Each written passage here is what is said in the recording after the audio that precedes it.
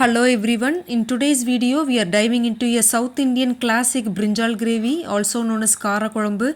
I will be showing you how to prepare this flavorful village-style gravy using a traditional variety of brinjal.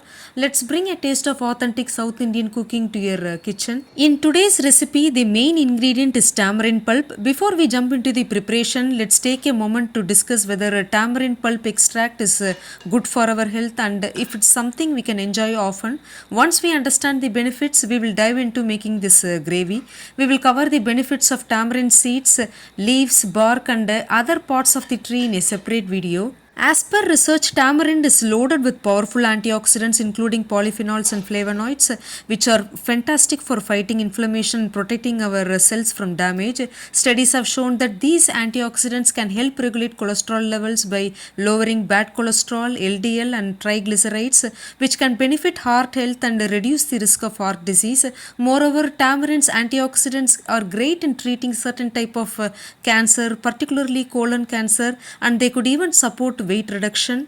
Tamarind is also naturally high in fiber, both soluble and insoluble, making it an excellent remedy for constipation. It helps regulate digestion, promoting smoother, more regular bowel movements. Moreover, tamarind has antifungal, antiviral, antibacterial properties, making it a great natural option to boost immunity and protect against infections. It is also rich in essential minerals like magnesium, potassium, iron, along with a variety of vitamins. Magnesium, in particular, plays a key role in lowering blood pressure, as anti-inflammatory and anti-diabetic effects, and is great for bone health. It even helps regulate mood, balance blood pressure, combating fatigue and supporting healthy energy levels, making tamarind a fantastic addition to your diet for overall vitality. Tamarind does come with certain precautions to keep in mind. It may interact with certain medications, so if you have any medical conditions, please consult your doctor before consuming. Tamarind's acidity can aggravate acid reflux, heartburn. If you are prone to these conditions, it's best to enjoy them in moderation. Now let's move on to the preparation. This recipe is perfect for working people because it doesn't require any masala grinding, making it quick and easy. You will need 6 to 7 large brinjal. If you are using smaller ones, feel free to add more. 3 to 4 tiny country tomatoes. If you are using medium sized tomatoes, 2 should be enough. Handful of shallots or 1 large onion. 20 to 30 cloves of tiny sized country garlic, but you can adjust the quantity based on your preference. If you don't eat garlic, you can skip it. Some fresh curry leaves and about a medium lemon sized tamarind pulp soaked in water. To go with this gravy, I will also be making bottle gourd cooked with lentils, which pairs wonderfully with it. Now if the onions and garlic are large, just cut them in half and chop the tomatoes into 4 parts. For the brinjal, since it's larger in size, I will show you how to cut it. This particular variety of brinjal is mostly found in areas like Vellore, Arcada, Arni, Cheyyar. I recently visited my farm near Arni and brought these from there. The best part about this variety is that it has very tender flesh and no noticeable seeds, making it melt in your mouth. Before you start, be sure to check the brinjal for any insects and soak them in water. To prepare the tamarind extract, I have used 2 cups of water with each cup measuring 250 ml. The consistency of the extract should be thin, not thick, as we will need more water to cook the large sized brinjals properly. This helps ensure that the gravy has right texture and enough liquid to bring all the flavors together. Now let's begin the cooking process. Start by adding 1.5 tablespoon of sesame oil to a pan. Once the oil is hot, add a quarter teaspoon of mustard seeds. Let them pop and crackle, and then add a quarter teaspoon of fenugreek seeds, followed by 1/8 teaspoon of jeera seeds. Be cautious with the jeera seeds as adding too much can give a bitter taste. Next, add chopped onions, garlic, curry leaves along with the 2 teaspoons of rock salt. If you notice any dust particles in the salt, make sure to remove them. Alternatively, you can use table salt, but in that case 1.5 teaspoon should be enough. Salt the onions and garlic until they are soft, then add the tomatoes and salt lightly.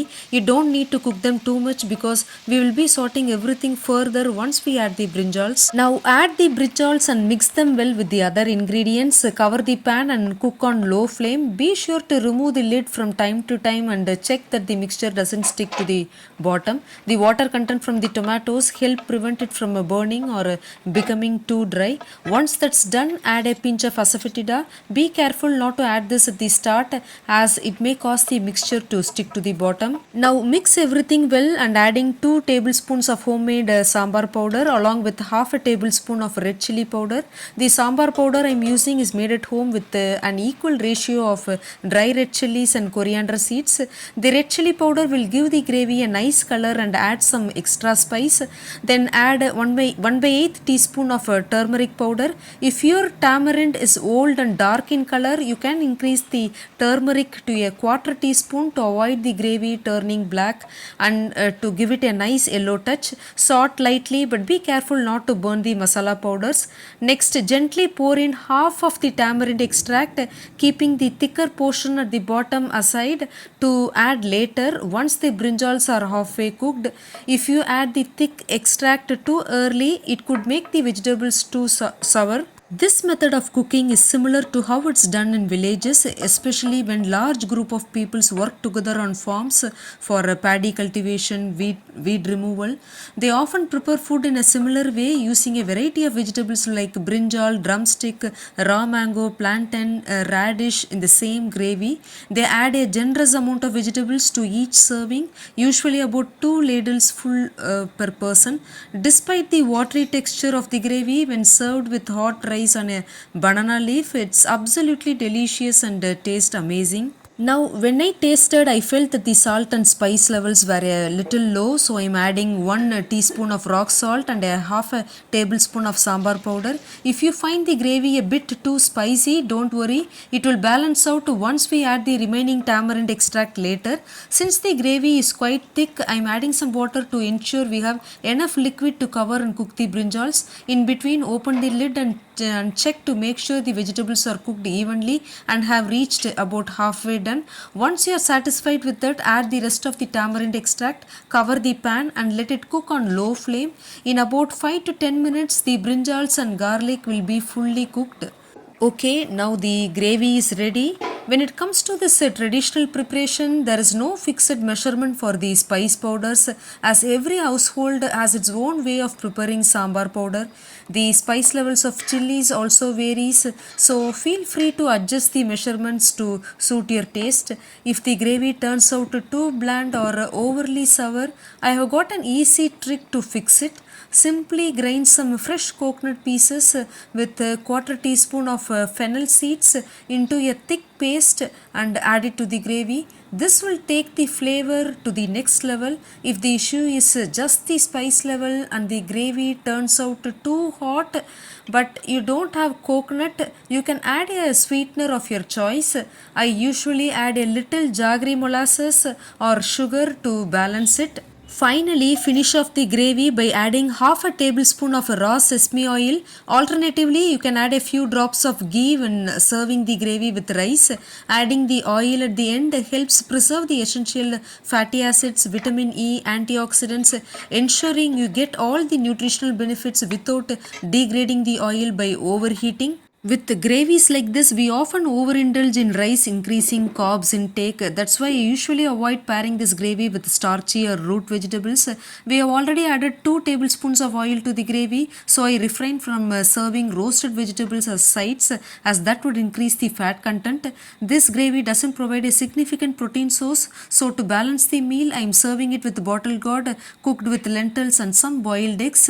For probiotics, I have included a side of curd. Curd and eggs provide some invisible fats, making this meal well rounded. If you did like to make the gravy more protein rich, you can cook beans like field beans or black eyed peas with a bit of salt separately and add them to the gravy. These beans go really well with the dish. This gravy holds a special place in the hearts of our ancestors. Delighted to share this unique village famous brinjal variety that makes this dish truly special. If you have any questions or suggestions, feel free to leave a comment below. Thank you for watching and I will see you in my next video.